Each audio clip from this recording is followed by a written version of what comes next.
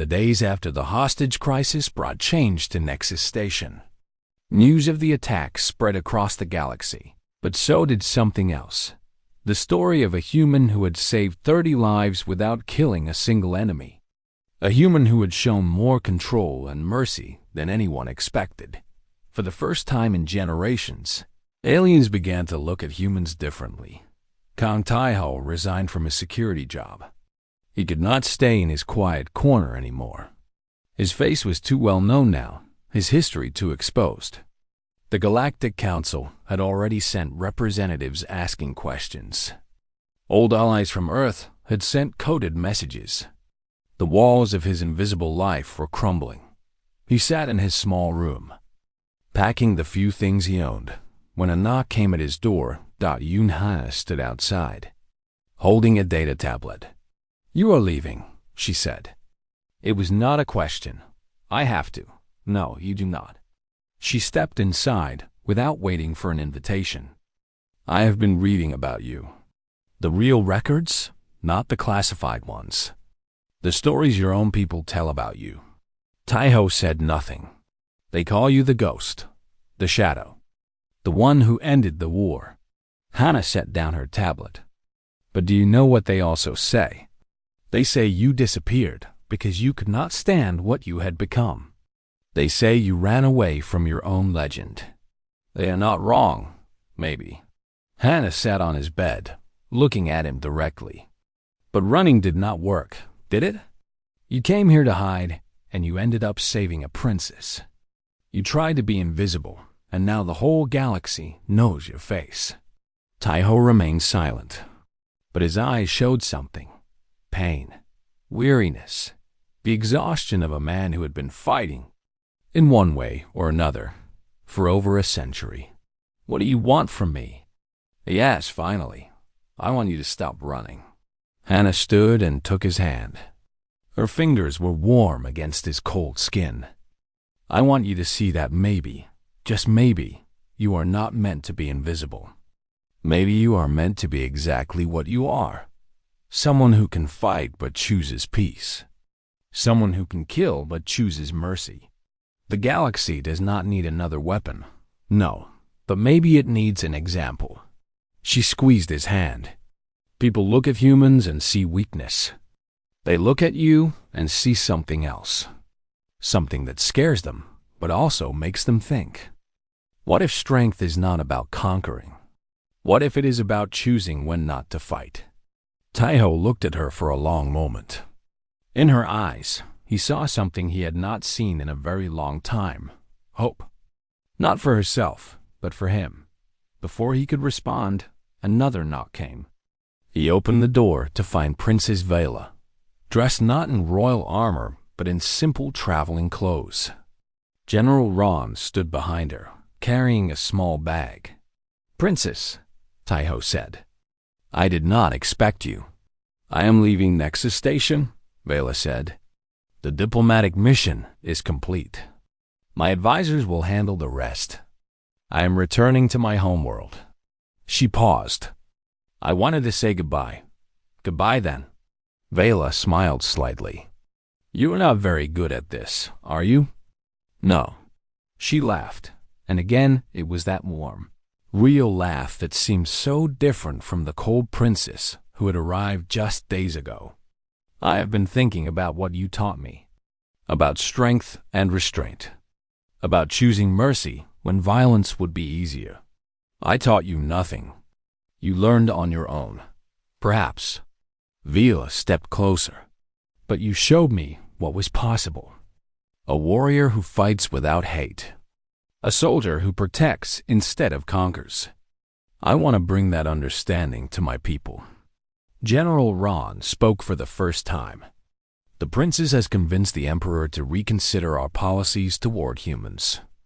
A formal recognition of equality is being drafted. It will take time, but the change is beginning." Taiho raised an eyebrow. "Equality with humans? The Koran will not accept that easily." "No, they will not," Vela agreed.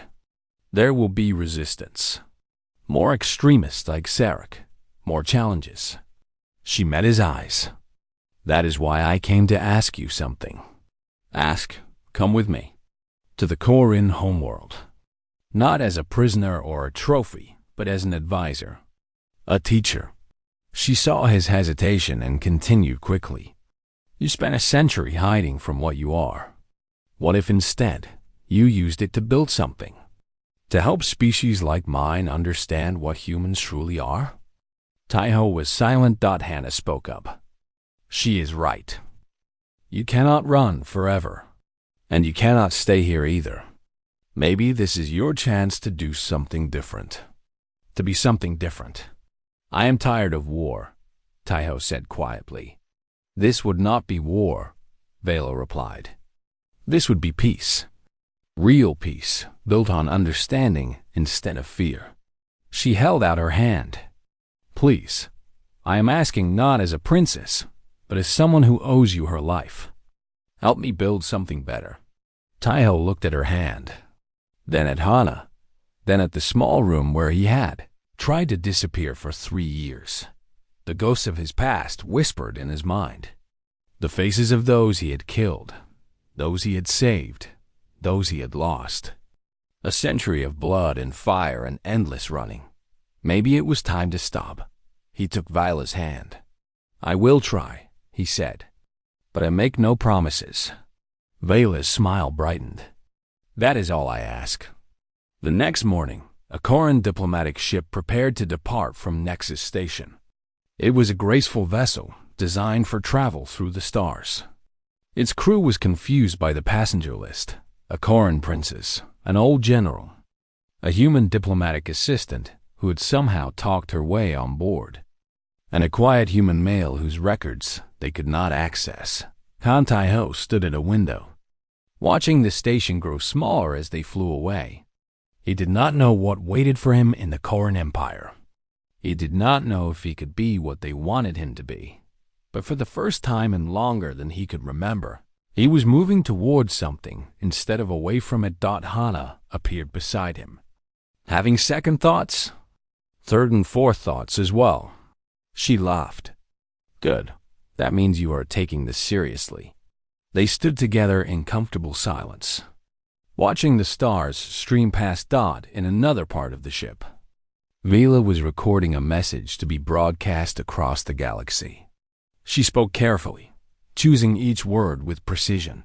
Citizens of the Koran Empire and all who hear this, today, I announce a new understanding between our people and the humans of Earth.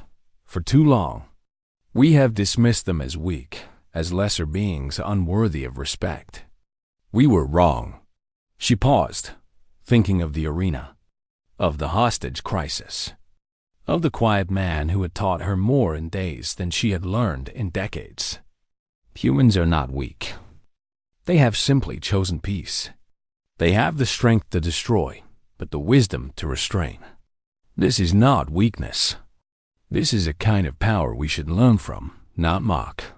General Ron watched his princess from the doorway. He had served the royal family for 2 centuries.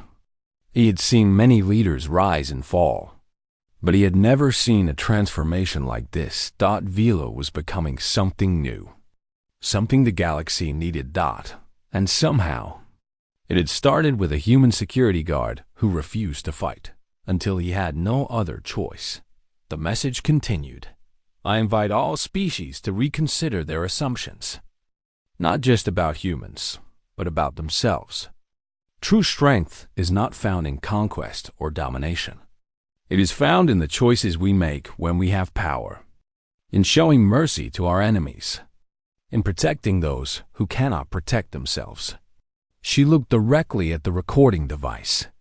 This is the lesson I have learned. This is the future I hope to build. And I call upon all beings of goodwill to join me. The message ended.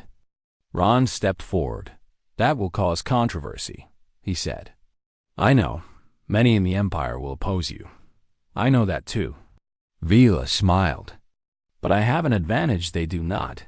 What is that? I have seen what humans can do, and I have learned that fear is not the same as respect. She walked toward the window where Taiho and Hana stood. Now I need to teach others the same lesson. The ship flew on through the darkness, carrying its unlikely passengers toward an uncertain future. But in that uncertainty, there was also hope. Months later, historians would look back on these days as the beginning of a new era. The moment when the galaxy stopped seeing humans as weak and started seeing them as something more complex, more dangerous, and ultimately more valuable than anyone had imagined. Books would be written about Kang Tai-ho. Songs would be sung about the duel in the arena. Legends would grow around the man who walked through 15 warriors in 1 minute and did not kill a single one. But Tai-ho did not care about legends. He cared about the small things. Teaching Vila to move without wasted motion. Helping Hannah understand the politics of alien courts. Sitting in quiet gardens and watching the sunrise on a world he had never imagined visiting. Peace, he was discovering, was not about running from war. It was about building something worth protecting. And for the first time in over 100 years, Kang Tai-ho was not running anymore. He was home. In the end, the princess had been right about one thing. The human had not lasted a minute against her in that arena. He had lasted 3 minutes. And in those 3 minutes, he had changed the galaxy. Not through destruction, not through fear, but through the simplest, most powerful weapon of all, the choice to show mercy when he could have chosen death. Across the stars, a new story spread. Not of human weakness, but of human will. Not of conquest, but of compassion. Not of a species to be dismissed, but of a people to be understood. And at the center of that story stood a quiet man who had once been a weapon, who had learned to be a shadow, and who was now becoming something else entirely. A bridge between worlds. A symbol of hope. 3 days had passed since the duel. The station had slowly returned to normal, though the whispers never completely stopped.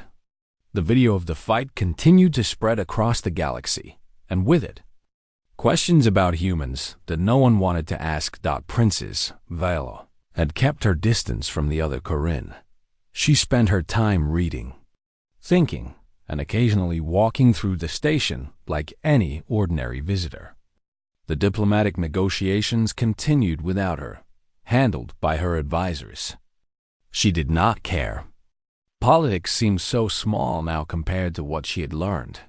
Kang Tai-ho returned to his job as a security guard. He stood at his post, watched the crowds, and said nothing. To most observers, nothing had changed. But Yoon Hannah noticed the difference. She had started visiting him during her breaks, bringing tea or simply sitting nearby. She did not ask questions about his past. She sensed that he had lived with enough silence to know when it was needed. Instead, she talked about herself, her work as a diplomatic assistant, her frustrations with alien politics, her dreams of helping humanity find its place in the galaxy. Tai-ho listened. He rarely spoke, but he listened. And sometimes, when she said something particularly clever or funny, she caught the ghost of a smile on his face. Today, she found him at his usual post, watching a group of Corinne tourists argue with a merchant.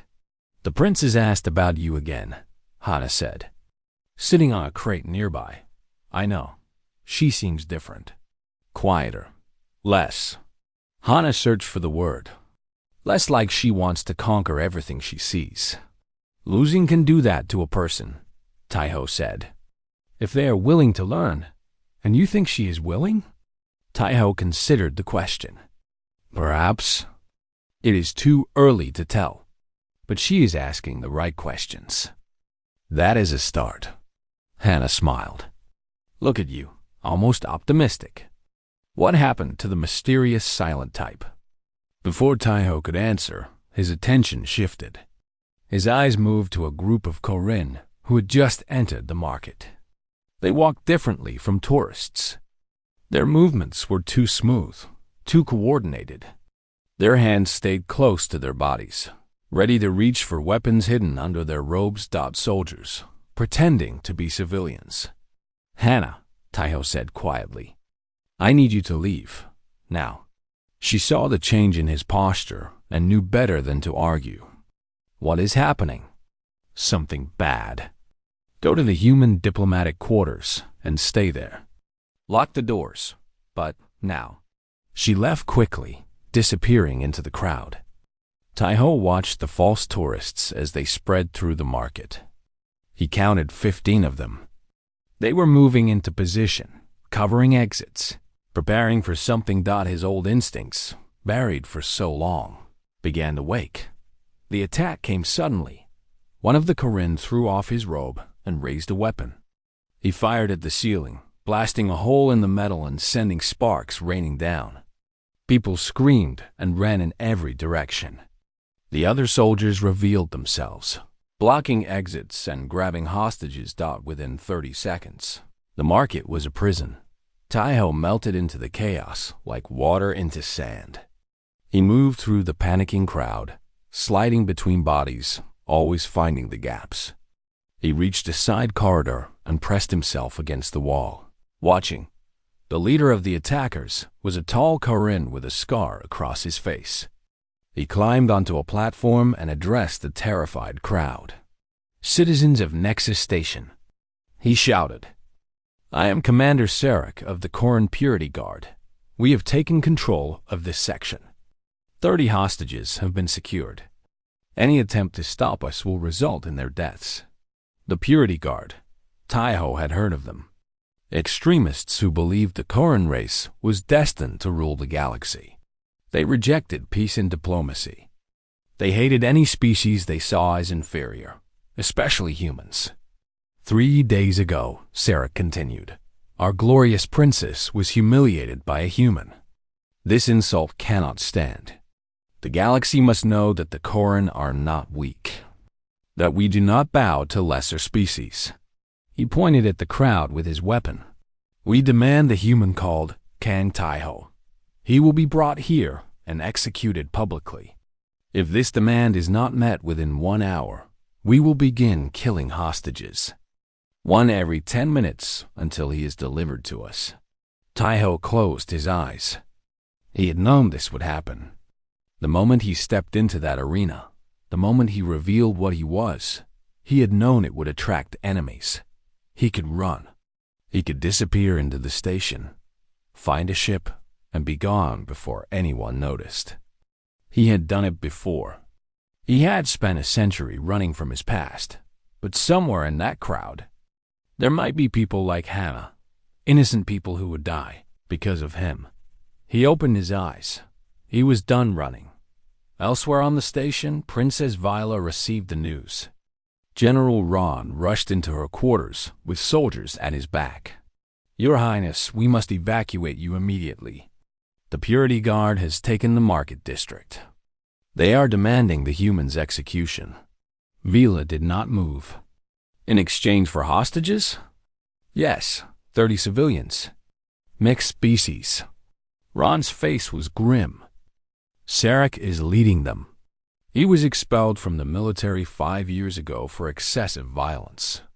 He is unstable and dangerous. Vila stood slowly. This is happening because of me. Because of the duel. Your Highness, I challenged that man. I forced him to reveal himself. And now these extremists are using my humiliation as an excuse for violence. She walked toward the door. I will not hide while others die for my mistakes. You cannot go out there. Ron blocked her path. Sarek hates the royal family. He believes you are weak for accepting peace with other species. If he captures you, then I will face him. Vila's voice was cold and hard. I am a princess of the Korin Empire. I do not hide from my own people, even when they are wrong. She pushed past him and walked into the corridor. After a moment, Ron followed. He had served the royal family for 200 years. He knew when he could not change a princess's mind. In the market, Sarek was growing impatient. His soldiers had organized the hostages into a group in the center of the space, surrounded by armed guards. Some hostages were crying. Others were silent with fear. A few tried to be brave. Among them was Yoon Hannah Dot. She had not made it to the diplomatic quarters in time. The attack had cut off her escape route. Now she sat with the other hostages, her heart pounding, hoping that someone would help them, hoping that Taiho would not come. She had seen what he could do. She knew he could probably defeat these soldiers. But she also knew that if he revealed himself fully, if he became the weapon he had once been, he might lose the peace he had worked so hard to find. She did not want to be the reason for that. Sarek checked his timer. 40 minutes remaining. Where is the human? Does no one on this station have the courage to deliver him? I am here. The voice came from the crowd. People moved aside, and Kang Taiho walked forward. He was still in his security uniform. He carried no weapons. His face was calm and empty, just as it had been in the arena. Sarek smiled with satisfaction. So the famous human appears? I expected more resistance. You have hostages, Taiho said simply. I am here to offer myself in their place. Release them, and you can do whatever you want with me. How noble. How human. Sarek raised his weapon. But I think not. The hostages will stay, and you will die slowly for the whole galaxy to see. My soldiers are recording everything. Your death will remind the universe that the Koran do not tolerate insults from lesser beings. Taiho remained motionless. His eyes moved slowly across the scene, counting soldiers, measuring distances, calculating angles. 15 armed Koran, 30 hostages in the center. 3 exits blocked. Open space in between. I see, he said quietly. Behind Sarek, near one of the blocked corridors, a figure emerged from the shadows. Princess Vela stepped into the light, her ceremonial blade in her hand. Sarek spun around, his face showing genuine surprise. Princess? What are you doing here? Stopping you, Vela said. You speak of Koran honor, but there is no honor in threatening civilians. You speak of strength, but true strength does not come from murder. Do not lecture me about honor. Sarek's voice turned bitter. You let yourself be defeated by a human. You shamed our entire species. You are not fit to wear the crown. Perhaps I am not, Viola admitted. But I know one thing you do not. I know who that human really is, she pointed at Taiho.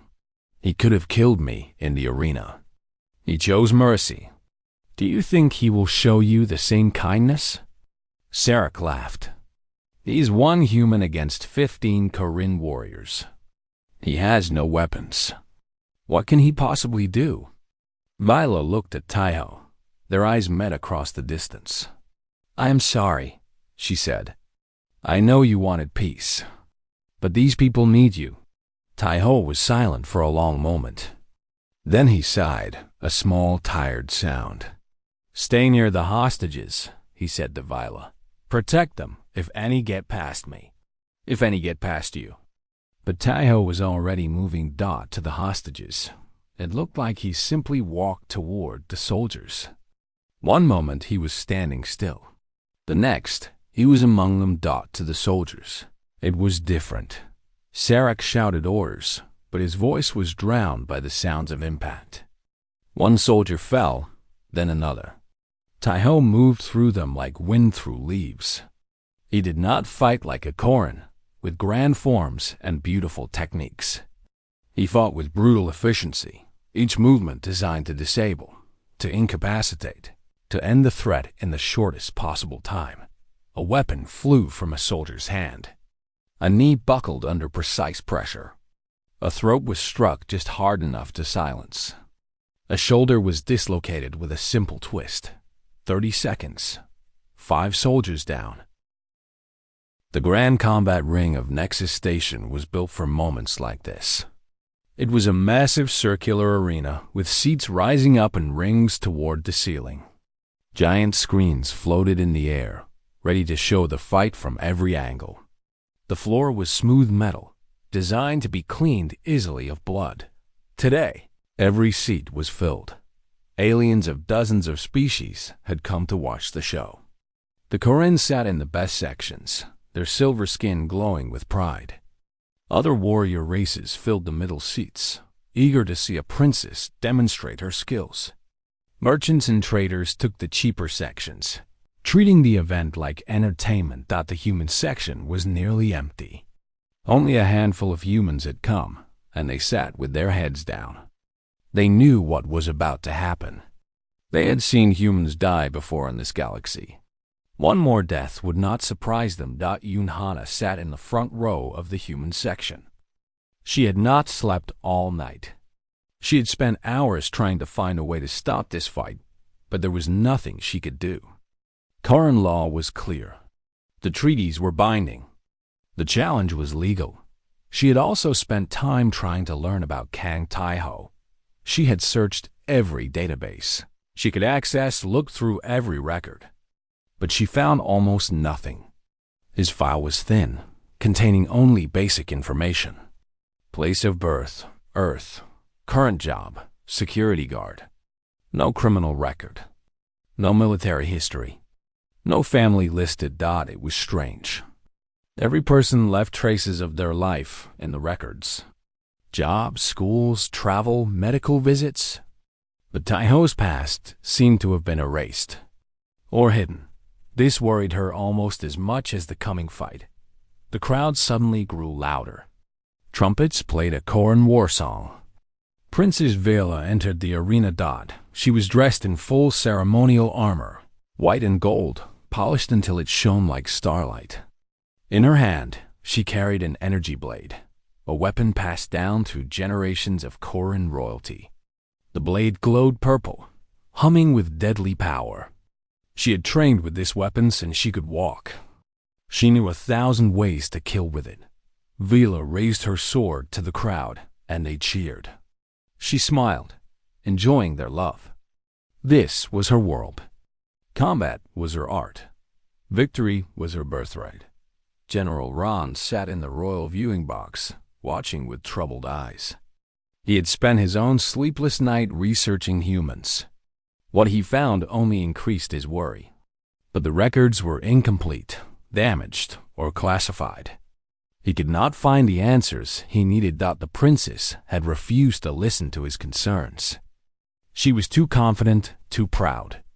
She saw only a weak human who had insulted her. She could not imagine any other possibility. The crowd fell silent as the opposite. Gate opened. Kang Taiho walked into the arena. He wore no armor. He had on his simple work clothes, plain gray pants, and a white shirt. His feet were bare. In his hands, he carried nothing but a metal staff, about as tall as himself. It was the kind of weapon a beggar might use, not a warrior. Laughter rippled through the audience. Even some of the humans covered their faces in shame. This was worse than they expected. The man looked like he had come to sweep the floor, not fight a princess. Vela stared at him in disbelief. "Is this a joke?" she demanded. "Where is your armor? Your weapon?" "This is my weapon," Taiho said, lifting the staff slightly. "And I have no armor. You come to fight a princess of the Korin Empire with a stick." "Yes." More laughter. Vela's face shifted between anger and amusement. She decided to be amused. This would make her victory even more complete. "Very well," she said, taking her fighting stance. "Let us see how long your stick protects you." The arena master's voice boomed through speakers. "The duel will continue until one fighter yields, is unable to continue, or dies. There are no other rules. Begin." Vela attacked immediately. She was fast, incredibly fast. Her blade moved in perfect arcs, each strike designed to cut through flesh and bone. Her feet danced across the metal floor. Her form was beautiful. The product of centuries of Korin martial tradition. She swung at Taiho's head. He was not there. She thrust at his chest. He had already moved. She spun and slashed at his legs. Her blade cut only air. Crowd's laughter faded into confusion. The human was not fighting. He was not attacking. He was simply not being where the blade was. His movements were strange, nothing like the elegant Koran forms. He seemed to flow like water, sliding around each attack at the last possible moment. Vela's smile disappeared. She attacked faster, harder. Her blade became a blur of purple light. Any other opponent would have been cut into pieces by now. Any other opponent would be dead 10 times over. But Taiho kept moving. His staff never even touched her blade. He just stepped and turned and shifted, always 1 inch away from death. 1 minute passed. The arena was completely silent. Vela was breathing harder now. Not from exhaustion, but from frustration. She had trained her entire life for combat. She had defeated warriors from a dozen species. She had never missed this many strikes in a row. "Stand still," she commanded. "Fight me properly." Taiho said nothing. His face showed no emotion. His eyes were calm and focused, watching her blade, her feet, her shoulders, reading every movement before she made it. 2 minutes passed. Hana leaned forward in her seat, her heart pounding. This was not possible. This could not be happening. The human security guard was surviving against a Korean princess. He was making it look easy. General Ron gripped the arms of his chair. His old warrior's instincts were screaming at him. He had seen this before, long ago. This way of moving, this patience, this complete control. It was not a fighting style. It was something else entirely. It was hunting. The human was not running from the princess. He was studying her, learning her patterns, waiting for the perfect moment. 3 minutes passed. Vela screamed in rage and threw everything she had into one massive attack. She moved faster than she ever had before, her blade cutting from every direction at once. Taiho moved. His staff came up, not to block, but to guide. He touched her wrist as she swung. The lightest tap, but it changed the direction of her blade just enough. Her weapon flew from her grip, spinning through the air and clattering to the ground 10 feet away. Before she could react, his foot swept her legs out from under her. She fell hard onto her back. The wind knocked from her lungs. When her eyes opened, the end of his metal staff was pressed gently against her throat. The fight was over. Nobody moved. Nobody breathed. The screen showed the image from every angle. The princess of the Korean Empire, flat on her back, defeated by a human with a stick. Taiho held the position for 3 long seconds. Then he stepped back, lowered his staff, and bowed slightly. "I yield the match," he said quietly. "The princess's life is her own." He turned and walked toward the exit, his bare feet making soft sounds on the metal floor. The silence stretched on. Then slowly whispers began. Then louder voices. Then the whole arena exploded into noise. Shock, disbelief, anger from the Koran, confusion from everyone else. And from the small human section, something that had not been heard in a long time. Cheering. Hannah was on her feet, tears running down her face, though she did not know why. She had just watched something impossible. A human had defeated a Korean princess. A human had shown mercy to an enemy who would have shown none. Vila remained on the ground, staring at the ceiling. Her mind could not process what had happened. She had been beaten, easily, by a species she considered weaker than insects, by a man who had not even tried to hurt her. She had promised he would not last a minute. He had lasted 3 minutes without even fighting. General Ron stood slowly. His face was pale, his eyes wide. The old memories were coming back now. Stories from his youth. Rumors and legends that the galaxy had tried to forget. He turned to his aide, a young Korean officer who looked just as stunned as everyone else. "I need you to find something," Ron said, his voice low. "Search the classified archives." Look for everything you can find about the human war of 2847. The aide frowned. The human war? That was over a century ago. It was just a minor conflict, wasn't it? The Drell Collective tried to conquer Earth and failed. Ron shook his head slowly. No, they did not fail. They were destroyed. Every last one of them. An entire species erased in 3 years. He looked back at the arena floor where Vela was finally getting to her feet. Find those records. Find out why the galaxy decided to forget. The aide hurried away. Ron watched the gate where the human had disappeared. For the first time in 200 years, General Ron of the Koran Empire felt something he had almost forgotten. Fear. Down in the arena. Vela picked up her sword with shaking hands. The crowd was still buzzing with chaos. Her guards rushed to her side, asking if she was injured, offering to hunt down the human who had humiliated her, but she waved them away. She stood alone in the center of the ring, replaying the fight in her mind. Every strike she had made, every movement he had used to avoid them. She had fought with everything she had, with all her training, all her royal power, and he had treated her like a child waving a toy. Who was he? What was he? How could a human move like that? Fight like that? Think like that? She needed to know. She needed to understand. Because for the first time in her life, Princess Vela had met someone stronger than her. And instead of killing her, he had bowed and walked away. That, more than the defeat itself, was what she could not stop thinking about. Why had he shown mercy? The question burned in her mind like a flame that would not go out. The hours after the duel were chaos.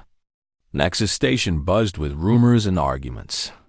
Aliens gathered in bars and meeting halls, debating what they had seen. Some said it was a trick. Some said the princess had been drugged.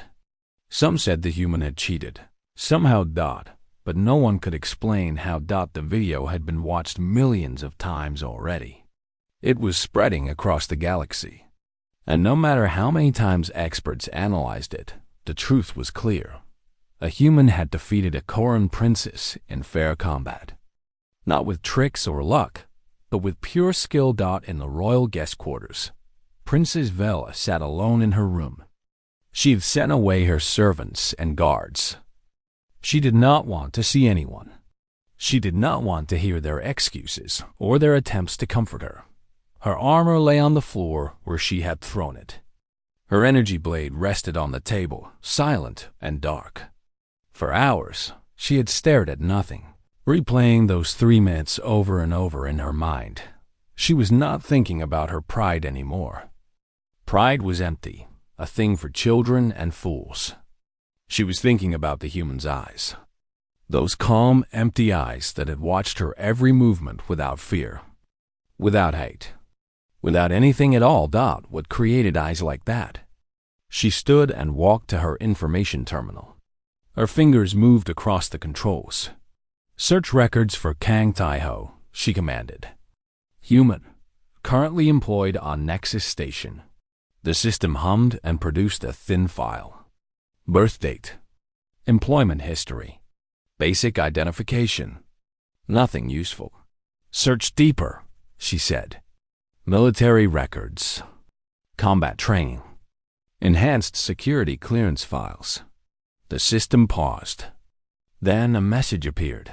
Access denied. Classified by Galactic Council order. Vela frowned. A simple human security guard had classified files? This made no sense. She tried different searches. Earth military history. Human combat capabilities. Human biological enhancements. Each search returned the same message. Access denied. Something was hidden. Something about humans that the galaxy did not want anyone to know. She was still searching when a knock came at her door. She ignored it. Your Highness. It was General Ron's voice. I must speak with you. It is urgent. Vela sighed and opened the door. The old general entered quickly, his face pale and serious. In his hands, He carried a data tablet. He looked like a man who'd seen a ghost. "I found it," he said. "The truth about humans. The truth about that man. Tell me." Ron sat down heavily. His hands were shaking slightly. Vala had never seen him afraid before. The sight disturbed her deeply. "What I am about to tell you is classified at the highest level," Ron began. "The Galactic Council sealed these records over a century ago. They did not want anyone to remember. They did not want anyone to know what humans are truly capable of." "Just tell me," Vala demanded. Ron nodded and activated his tablet. Images appeared. Planets, ships, and a species that Vala did not recognize. They were large, insect-like beings with multiple arms and compound eyes.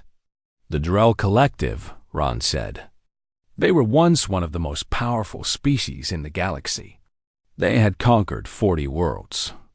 Their military was considered unstoppable. Then, in 2847, they discovered Earth. The images changed to show Earth, a small blue planet on the edge of explored space. Humans had only recently discovered space travel at that time. They were new, weak, and unprotected. The Drell saw humans as perfect slaves," Ron continued. "Small, intelligent enough for labor, but too weak to resist. They invaded Earth with their full fleet. They expected the conquest to take 1 month. What happened?" Ron's voice dropped lower. "The Drell were right about many things. Humans were physically weak. They had no natural weapons, no telepathy, no armor. Their technology was primitive. By all logic, they should have been conquered in days." He paused, seeming to gather his courage. "But humans are not like other species. When they are threatened, when their survival is at stake, something changes in them. They become different." The images on the tablet show battle scenes now. Cities burning, ships falling from the sky, bodies on both sides. Within 6 months, humans had stolen enough Drell technology to begin reverse engineering it. Within 1 year, they had created weapons the Drell could not understand. Within 2 years, they had developed biological enhancements, turning ordinary humans into perfect soldiers. Vila watched the images with growing unease. "Perfect soldiers?" "They altered their own bodies," Ron said. "Increased reflexes, enhanced perception, removed fear responses. They created humans who could process combat situations faster than any computer. Soldiers who felt no pain, no hesitation, who could fight for days without rest." The tablet showed new images now. Blurred footage of battles that lasted seconds. Drell warriors falling in groups, cut down by shadows they could not even see. By the 3rd year, the Drell were no longer invading. They were running. But humans did not let them run. They tracked every Drell ship, every colony, every hiding place. And they destroyed them all. Ron set down the tablet. His face was gray. The Drell Collective no longer exists. The entire species was erased. Billions of beings, wiped from the galaxy in 3 years by a species everyone thought was weak. Vila sat in silence, processing what she had heard. An entire species destroyed by humans. It seemed impossible. It went against everything she had believed about the galaxy's weakest race. After the war, Ron continued, the Galactic Council was terrified. They realized that humans were not weak at all. They were simply dormant. Peaceful by choice, not by necessity. The council met with human leaders and made a deal. Humans would suppress their military capabilities, hide the enhancements, and present themselves as harmless newcomers to the galaxy. In return, no species would ever attack Earth again. And the records were sealed, Vela said softly. Yes, the galaxy chose to forget. It was easier to believe humans were weak than to accept the truth, that they are the most dangerous species we have ever encountered. Vela looked at the image of the destroyed Drell fleet. And Kang Tai-ho? Ron touched his tablet again. A new file appeared, heavily redacted, with most information blacked out. But one line was visible. Unit 0, Project Phoenix. Status: retired. He was the first, Ron said quietly. The first enhanced human soldier. The prototype. The original weapon that ended the war. The first? How is that possible? That was over 100 years ago. The enhancements slowed his aging. His body heals faster than normal. He's been alive since the war, watching, waiting, trying to disappear. Ron looked at Vila with worried eyes. You did not challenge a security guard, Your Highness. You challenged the man who killed the Drell High Command. Alone. In one night. He walked into their fortress, killed their leaders, and walked out. No one else has ever done anything like it. Vila stood and walked to her window. She looked out at the stars, thinking of the human she had called weak. The human she had mocked and insulted. The human who had every right to kill her in that arena. Why did he not kill me? She asked. If he is what you say, if he is this ultimate weapon, why did he show mercy? Ron shook his head. I do not know. Perhaps he is tired of death. Perhaps he wanted to remain hidden. Perhaps. The old general paused. Perhaps he is no longer the weapon he was made to be. Perhaps he is trying to be something else. Vila was silent for a long moment. Then she made a decision. Where is he now? Still on the station. He returned to his quarters after the fight. He has not left. Vila turned from the window. Her face had changed. The arrogance was gone, replaced by something else. Curiosity, respect, and perhaps just a small amount of shame. I must speak with him, she said. Ron stood quickly. Your Highness, I strongly advise against this. He is dangerous beyond measure. If he decides you are a threat, he had his chance to kill me, Vela interrupted. He chose not to. I want to know why. She walked toward the door. Do not try to stop me, General. This is something I need to do. She left her chambers and walked through the station's corridors. Aliens moved out of her way, still showing respect. But their eyes held something new. Doubt. Questioning. She had been beaten by a human. And now they were not sure what to think of her. She did not care. She found the residential section, where station workers lived. Small rooms, plain corridors, nothing like the royal quarters. She found his door. She knocked. For a moment, there was silence. Then the door opened. Kang Tai-ho stood before her. He was dressed in simple clothes, a plain shirt and pants. His feet were bare. He looked at her without surprise, as if he had been expecting this visit. Princess, he said calmly, may I come in? He considered her for a moment. Then he stepped aside. His room was small and nearly empty. A bed, a chair, a table with a single cup of tea.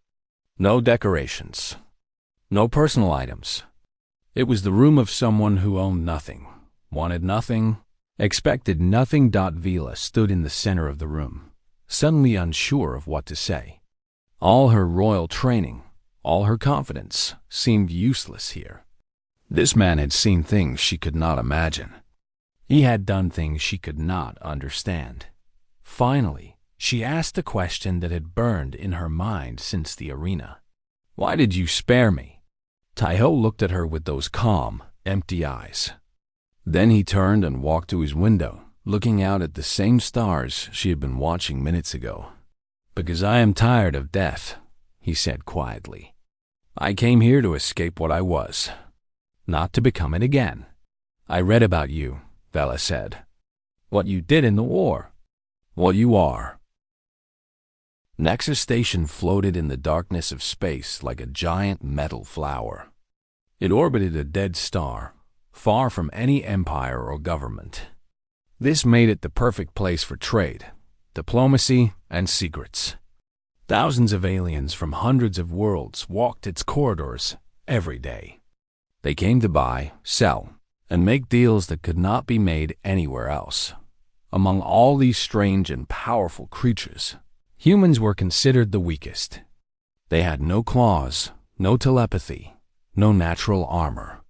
Their bodies were soft and broke easily. They lived short lives compared to most species.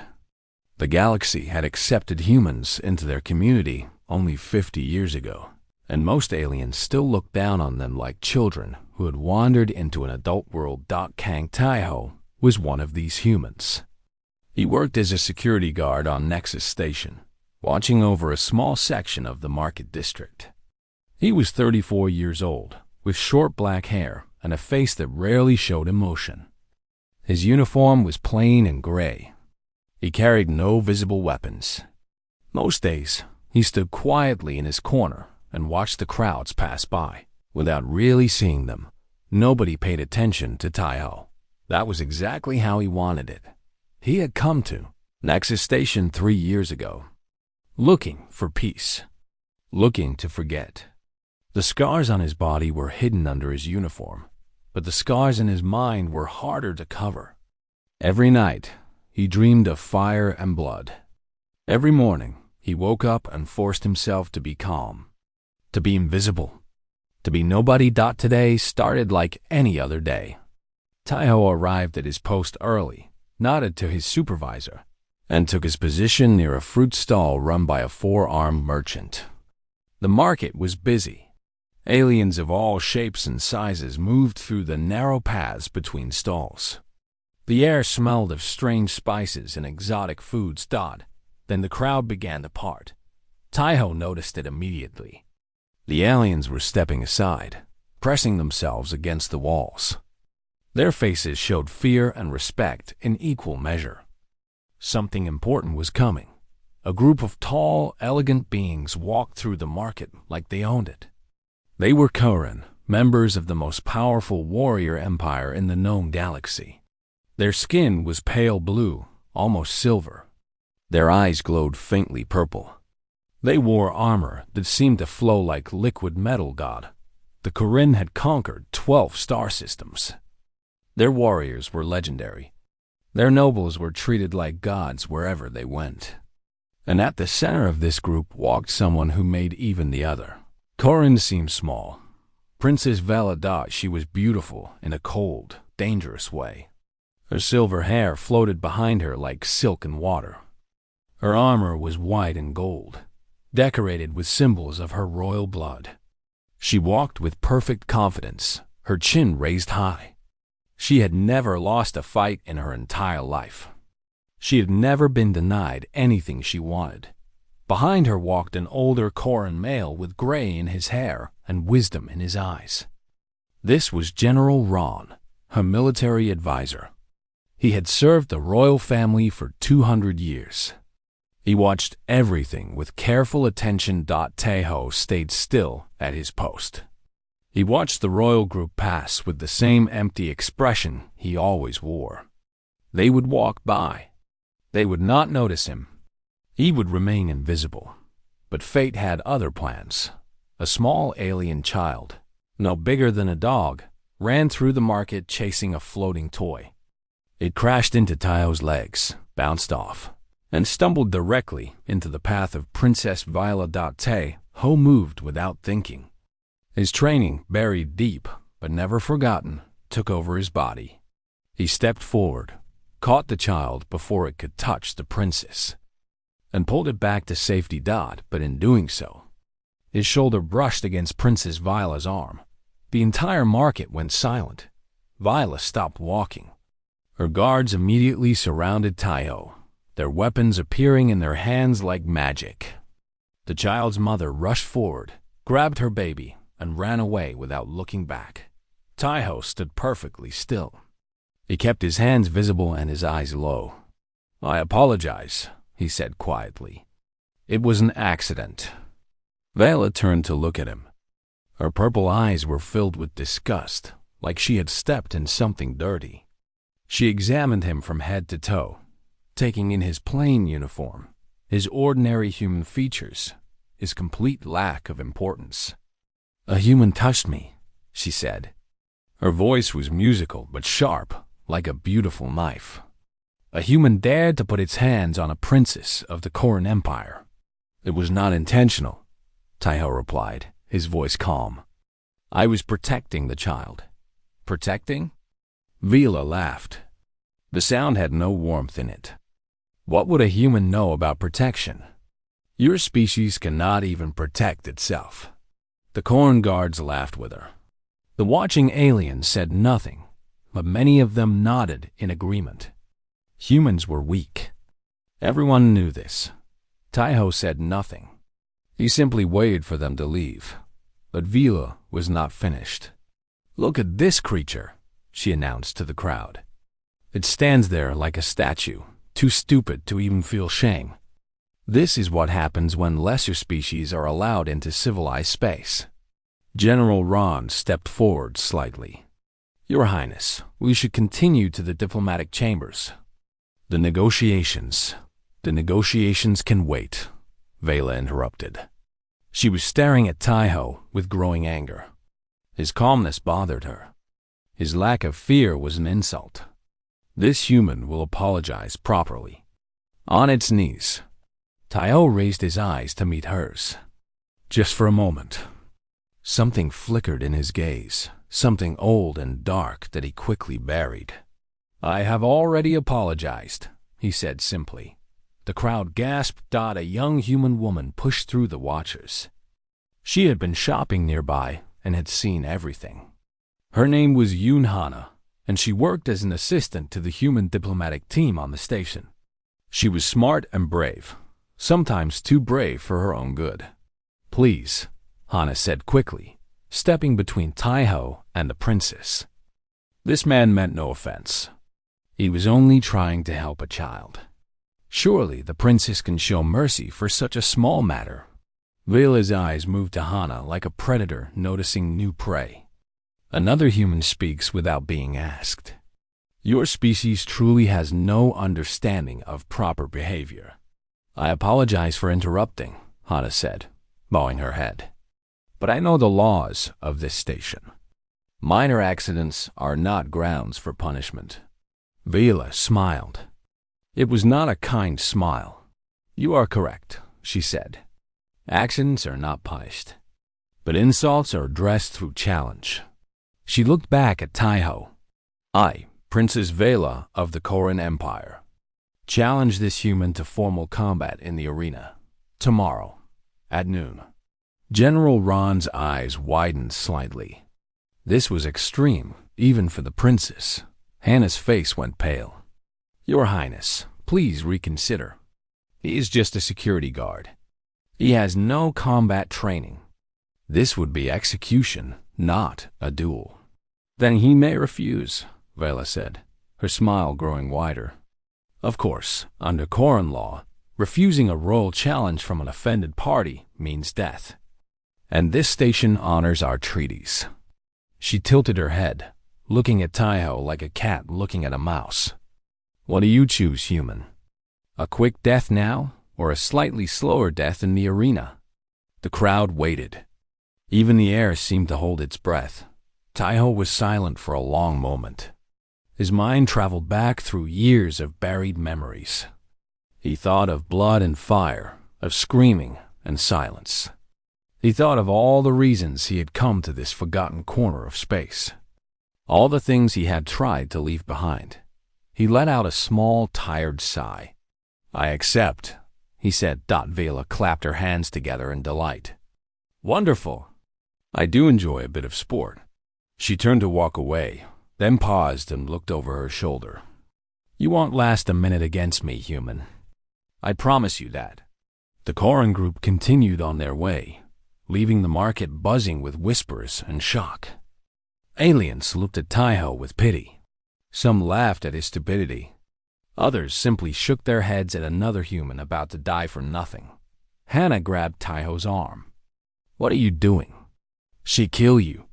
"Probably," Taiho agreed. "Then why did you accept?" He looked at her with those calm, empty eyes. "Because refusing meant dying anyway. At least this way, I get to choose how I stand at the end." As he walked back to his post, General Ron watched from the edge of the market. The old warrior had seen many things in his long life. He had watched countless enemies face current blades. He had seen fear and anger and desperation in the eyes of the doomed, but he had never seen what he just saw in the human's eyes. Nothing. Complete and total emptiness. Like looking into a dark well with no bottom. It troubled him greatly. That night, news of the challenge spread across the entire station. Bets were placed. Jokes were made. Everyone agreed on one thing. The human was already dead. He just did not know it yet, but General Ron could not sleep. He sat in his quarters, thinking about that moment of darkness in the human's gaze. Something was wrong. Something was very wrong. He just could not figure out what.